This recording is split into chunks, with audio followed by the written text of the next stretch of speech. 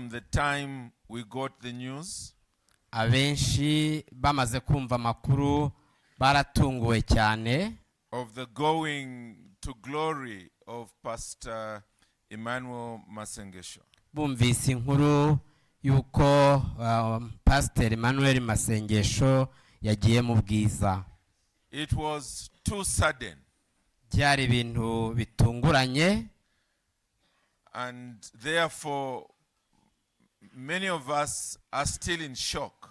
Ndetse ku buryo abenshi muri twe bakiri gutangazwa n'ibyo babitekerezaho. We all speaking about times when we were last in touch with him.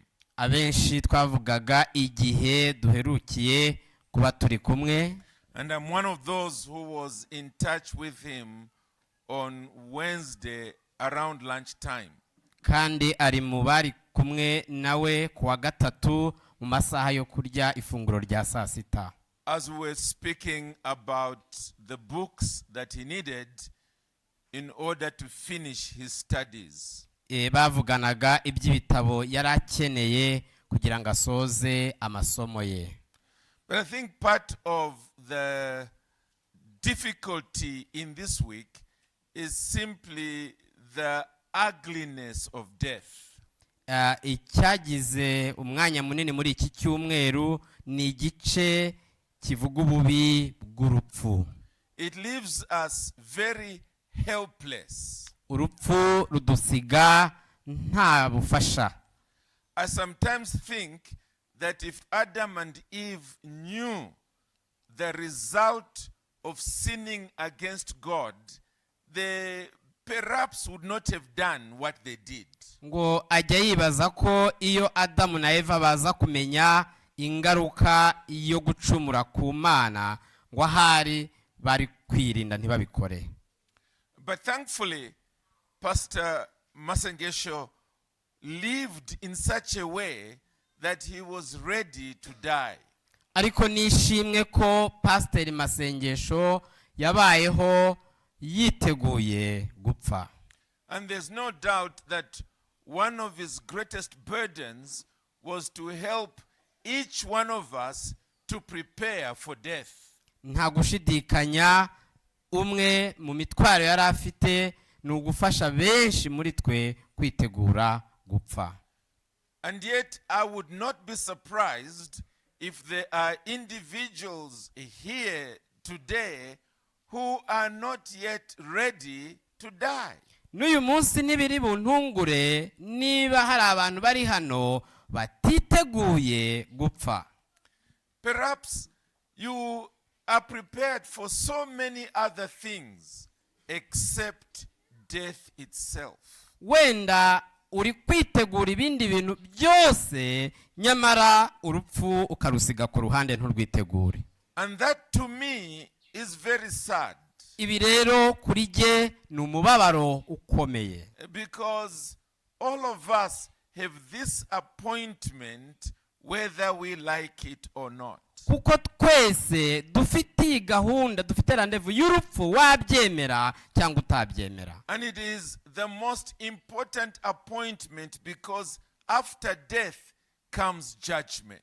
Iyi ni gahunda cyangwa se rendezvous y'ingenzi kuko hirya y'urupfu hari urubanza. We all should be able to look death in the face and be victorious over it. Twese twakagombye kubona urupfu rudusatiriye mu maso yacu ndetse twibaza n'uburyo twanesha uru rupfu. I want us to turn to 1 Corinthians chapter 15. Ndagira ngo dusome mu gitabo cy'urwandiko rw'Abakorinto rwa mbere igice cya 15. And I will ask our brother to just read for us beginning with verse 54 and down to the end of the chapter. Urwandiko rwa mbere Paulo yandikiye Abakorinto igice cya 15 turasoma duhere ku murongo wa 54 kumanura hasi. Reka nsome. Ariko uyubora numara kwambikwa kutabora n'uyu upfa ukambikwa kudapfa nibwo hazasohora rya jambo ryanditswe ngo urupfu rumizwe no kunesha.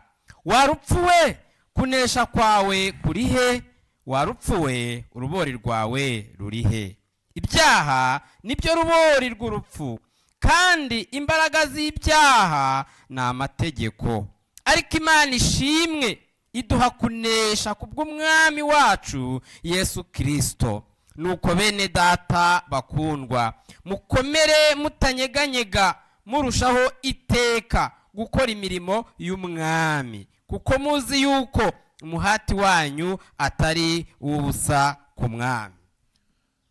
I want to speak on those words that are found in verse 55. Ndashaka ko tuvuga ku magambo ari ku murongo wa 55. They comprise a question of defiance. Aya magambo arimo ikibazo, ndetse ikibazo kisuzugura. O death, where is your victory? O death, where is your sting? Warupfuwe, kunesha kwawe kurihe? Warupfuwe, urubori rwawe rurihe? These words are found in a very unique chapter in the Bible. Aya magambo tuyakura muri kino gice cy'umwihariko muri Bibiliya. It is a chapter that was written by the Apostle Paul to the church in Corinth. Na magambo yanditswe n'intumwa Paulo ayandikiye itorero ry'i Korinto. Because there were people in the church that were teaching that there is no resurrection of the dead.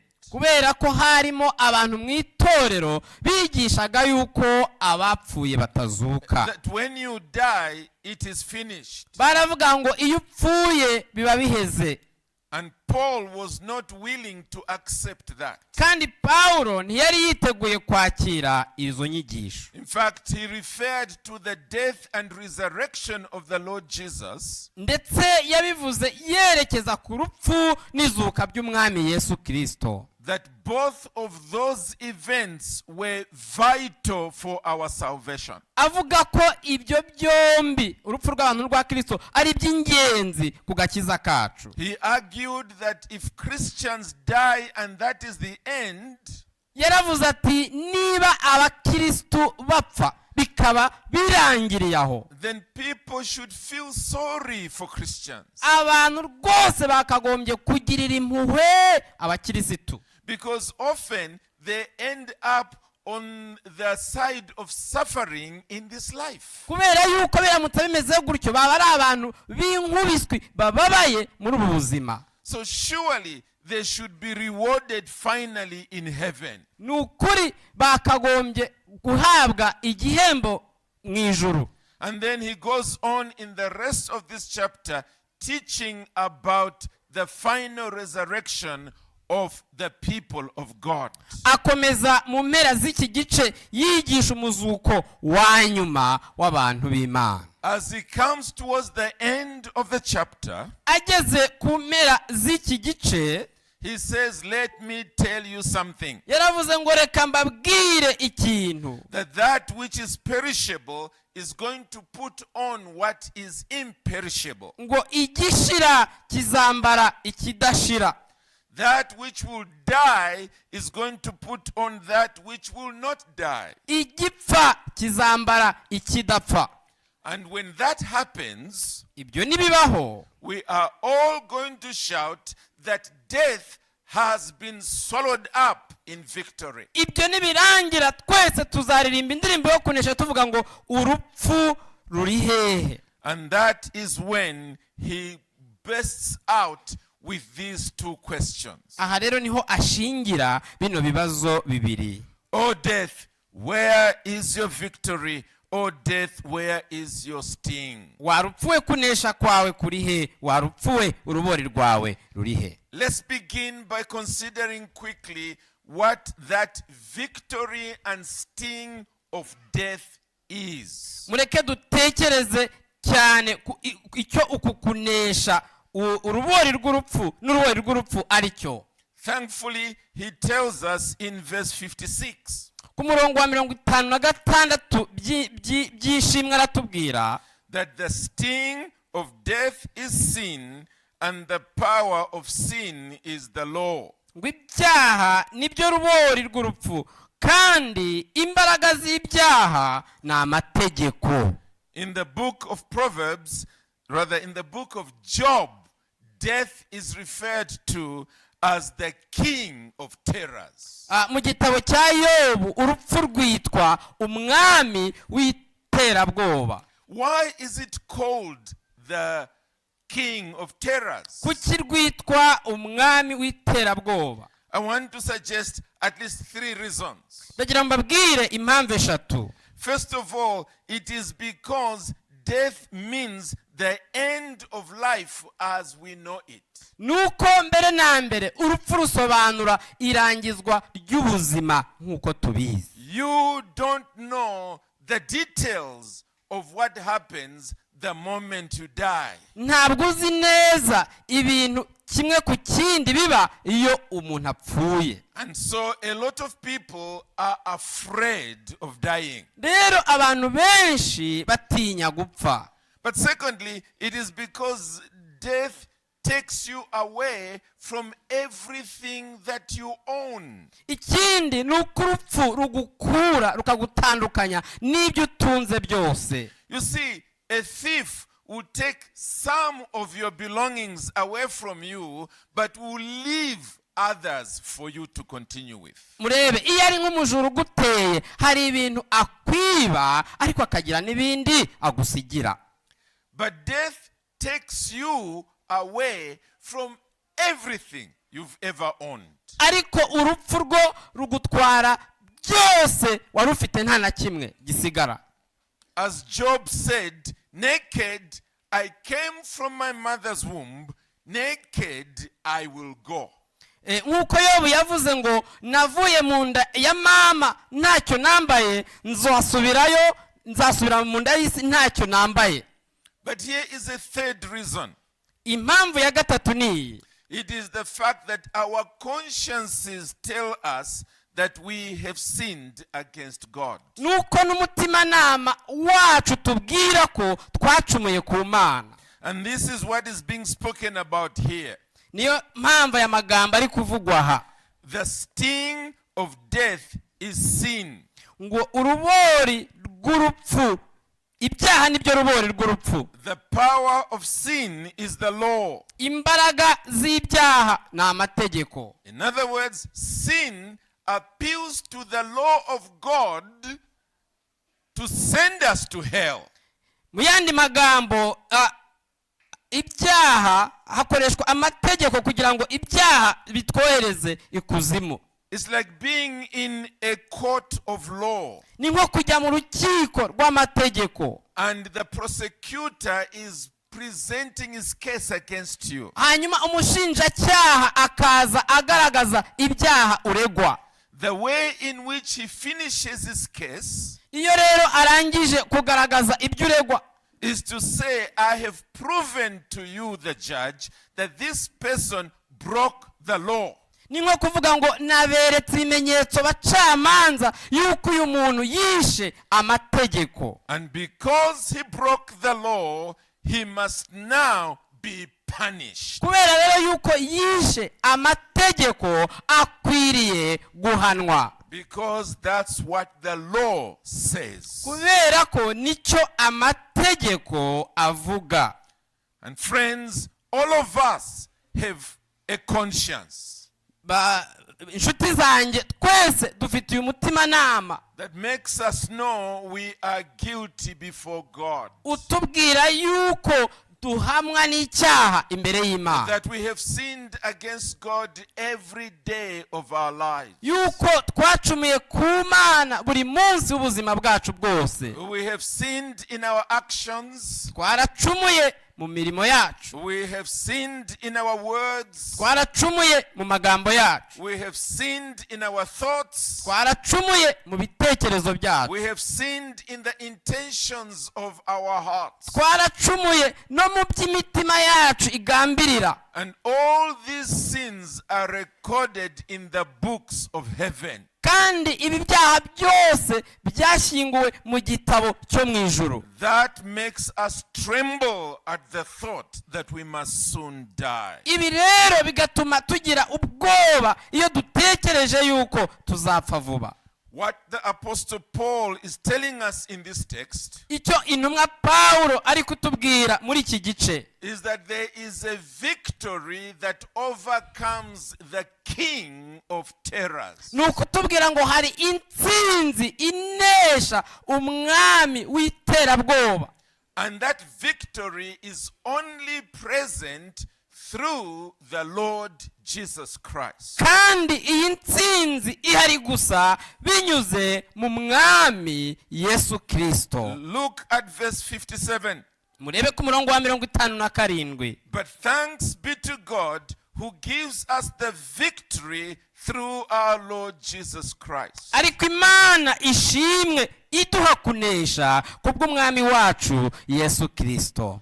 You see, the reason why you should be afraid of dying impamvu ugomba gutinya urupfu is because your sins have broken the laws of God. nuko ibyaha byawe byangije byahonyoye amategeko y'Imana. God must condemn you to hell or else he stops being God.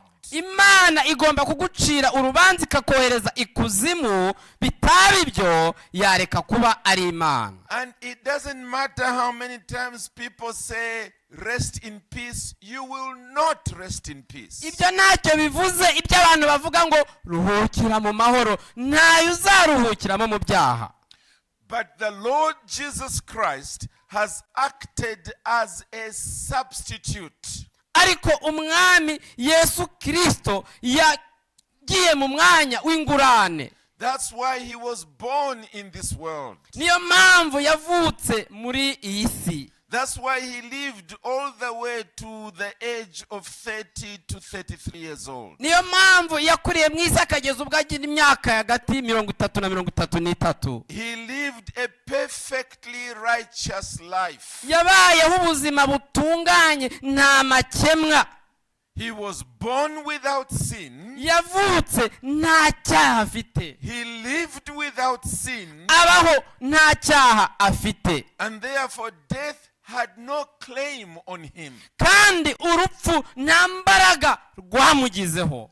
But he died. ariko yarapfuye. How can one who is without sin die? ni gute utarigeze kugira icyaha yapfuye? The Bible tells us that he was taking our place. Bibiliya tubwira ngo yapfuye mu mwanya wacu. The righteous for the unrighteous. umukiranutsi apfira abanyabyaha. So when he went to the cross, ubwo yajyaga ku musaraba he took on himself our sins, yishyizeho ibyaha byacu, and God punished him as though he was the one who had committed those sins. Imana imuhana nk'aho ari we wari warakoze ibyo byaha. When he cried, my God, why have you forsaken me? ubwo yatakaga cyane ati mana yanjye niki gitumye undeka? The answer was quite simple. igisubizo cyari cyoroshye gutya: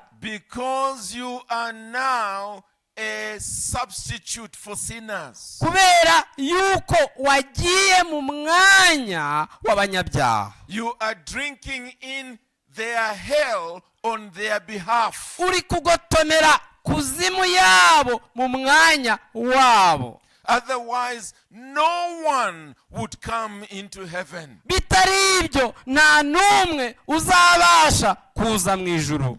That death and the hell was taken in by the Lord Jesus Christ. urwo rupfu ndetse na kuzimu byagiye ku mwami Yesu Kristo. That sting that should take us into hell went into Jesus instead. uru rubori rwagombaga kutujyana ikuzimu rwagiye kuri Yesu mu mwanya wacu. And therefore death would have no power to then take those for whom Christ dies into the depth of hell. nuko rero urupfu nta mbaraga rwagombaga kongera kugira kubo Kristo yapfiriye. But thanks be to God who gives us the victory through our Lord Jesus Christ. ariko Imana ishimwe iduha kunesha kubw'umwami wacu Yesu Kristo. It is not your good deeds that take you to heaven, ntabwo ari ibikorwa byawe byiza bikujyana mu ijuru, because our good deeds are mixed with sin. kubera yuko ibikorwa byacu byiza bivanze n'ibyaha. It is not your church going that takes you to heaven, ntabwo ari ukwitabira mu itorero bikujyana mu ijuru, because even in church you sin. kubera yuko no mu itorero ukorerayo ibyaha. All these are completely insufficient ibi byose ntabwo bihagije rwose to make us escape hell. kugira ngo bitume dukira kuzimu. Even being born in a Christian family ndetse no kuvukira mu rugo rw'abakirisitu will not save you from going to hell, ntabwo bizagukiza kwerekeza ikuzimu, because even that is not sufficient to deal with the problem of sin. kubera ko n'ibyo ntibihagije kugira ngo bikureho ikibazo cy'icyaha. The Bible instead invites all of us to come to Christ, Bibiliya iduhamagarira twese kuza kuri Kristo, because he alone is the Savior. kubera ko we wenyine niwe mucunguzi. Thanks be to God who gives us the victory through our Lord Jesus Christ. ariko Imana ishimwe iduha kunesha kubw'umwami wacu Yesu Kristo. You cannot miss hell unless you are in a relationship with Jesus Christ. ntabwo uzabura kuba umwe mu bagikuzimu keretse gusa nimba uri mu mubano n'umwami Yesu Kristo. Unless you are able to testify that one day in your life he actually saved you. keretse igihe uzaba ubasha guhamya neza yuko igihe kimwe mu buzima bwawe yagukijije, That you met him as a savior. ko wahuye nawe akakubera umukiza. And how do you do that? ibyo ubigeraho ute? First of all, it is by repenting of your sin. mbere na mbere urihana ibyaha byawe. Everything you know to be sinful, ikintu cyose uzi ko ari icyaha, you must be willing to abandon it altogether. ugomba kuba witeguye kugisezerera. You cannot be holding on to sin and expect Jesus to be your savior. ntabwo waba uri guhoberana n'icyaha ngo utekereze ko Yesu ari bukubere umukiza nanone. Are you willing to do that? ese ibyo urifuza kubikora? Are you willing to give up sin? ese witeguye gusezerera icyaha, umubano n'icyaha, To confess sin before God? ukabwira icyaha cyawe Imana, That this life that I have been living is a sinful life. uti ubuzima nk'ubu nari ndambyemo ni ubuzima bw'ibyaha, And that I am willing to give up that kind of life. kandi ndumva mfite n'ubushake bwo gusezerera ubwo buzima. Because without doing that, let me repeat, reka mbisubiremo, udakoze ibyo Jesus himself said, Yesu ubwe yarivugiye ati, unless you repent, you will all perish. ngo nimutihana mwese muzarimbuka. Never let anybody cheat you that you can continue playing in sin and still find yourself in heaven. ntihagire umuntu ugushuka akubwira ngo wakomeza kuba mu mikino n'icyaha kandi nanone ukaba uri umutahajuru. There must be heartfelt repentance. hagomba kubaho kwihana gukomotse mu mutima. And then number 2 icya kabiri is that you must put your faith in Jesus Christ. nuko ugomba kwizera Yesu Kristo. You must believe the good news Ugomba kwizera amakuru meza. that when Jesus Christ came, he came to be a savior from sin. Kubwo Yesu yazaga yaje kuba umukiza w'icyaha. That when he died on the cross, he died as a substitute for sinners. Kwigihe yapfiraga ku musaraba yapfuye mu mwanya w'abanyabyaha. And on that basis, you are to then cry to Jesus, Savior, Savior, save me now. Ushingiye kuri ibyo ugatakira Yesu uvuga uti mukiza mukiza nkiza ubu ngubu. Have you done that yet? Have you done that? Is there a day in your life when you seriously went to Jesus that way? Repenting and believing in him. When you do that, God gives you his peace.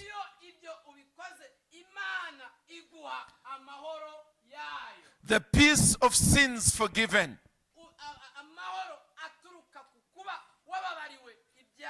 He fills you with joy. The joy of sins forgiven. umunezero wo kubabarirwa ibyaha. You will want to tell your friends and relatives ibyo ni amakuru uzifuza kubwira inshuti n'abavandimwe that Jesus saves. ko Yesu akiza. That he saves from sin. Kandi akiza ibyaha. And therefore saves from hell. Ndetse agakiza umuntu kuzajya ikuzimu. Have you experienced that peace and joy? Ayo mahoro n'uwo munezero wowe urabyakubayeho. Only when you have experienced this salvation keretse gusa igihe wabonye agakiza are you ready to meet the living God. Mbese witeguye guhura Imana nzima n'Imana nzima Whom you must meet after you breathe your last. Imana nzima uzahura nayo ubwo mwuka wawe uzaba umaze guhera. We have heard the testimonies many times of Pastor Masengesho. Twumvise ubuhamya inshuro nyinshi bwa Pastor Masengesho. The reason why we are confident of him going to meet with God impamvu dufite ibyizigiro yuko agiye guhura n'umwami is because he met him in this life. Nukubera yuko yahuye n'umwami akiri muri ubu buzima. He repented of his sin and believed in Jesus Christ. Yihanye ibyaha bye yizera Kristo Yesu. It's not because he was a pastor. Ntabwo ari uko yari umupasiteri. There are many pastors who are in hell right now. Hari abapasiteri ubu babarizwa ikuzimu. And many who are going to hell even now. Ubu ngubu harimo benshi cyane bari kujyayo n'ubaka kanya. Because they've never repented and believed in Jesus Christ. Kubera yuko batihanye ngo bizere umwami Yesu Kristo. In the same way I plead with you. Ni muri ubwo buryo mbinginga. So that you too can say these words. Ngo namwe muvuge nk'aya magambo. Where, O death, is your victory? Muvuga muti warupfuwe kunesha kwawe kurihe. Where, O death, is your sting? Warupfuwe urubori rwawe rurihe. You too can look death in the face and do so defiantly. Nawe wahangara urupfu ukarureba mu maso ukarupinga uvuga ayo magambo. If you repent and believe in Jesus Christ. Niwihana ukizera Yesu Kristo. I can assure you that the man whose remains are now in this coffin, nababwira ntashidikanya ko uyu mubiri w'uyu mugabo that was his greatest desire. Uri muri iyi sanduku iki nicyo yifuza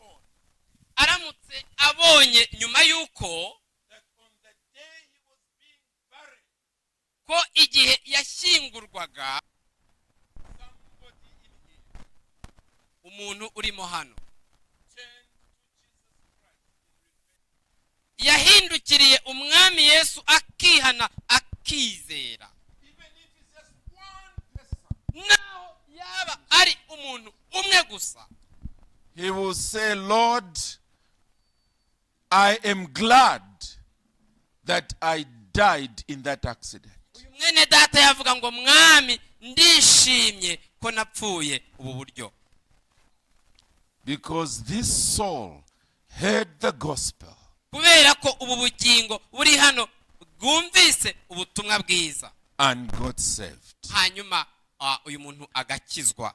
Are you that soul Ese uri ubu bugingo bugomba kumva ubutumwa bwiza bugakizwa? that walked into this facility lost, Ese ni wowe bugingo bwaje muri ino nzu uri impabe, but who right here ariko uri hano aka kanya repents and believes in Jesus ukihana ukizera umwami Yesu, and walks out of this place new? ugasohoka muri iyi nyubako twicayemo uri icyaremwe gishya? May that bring a lot of joy to our departed brother. Ibi bikazanira umunezero mwene data watuvuyemo. Amen. Amen.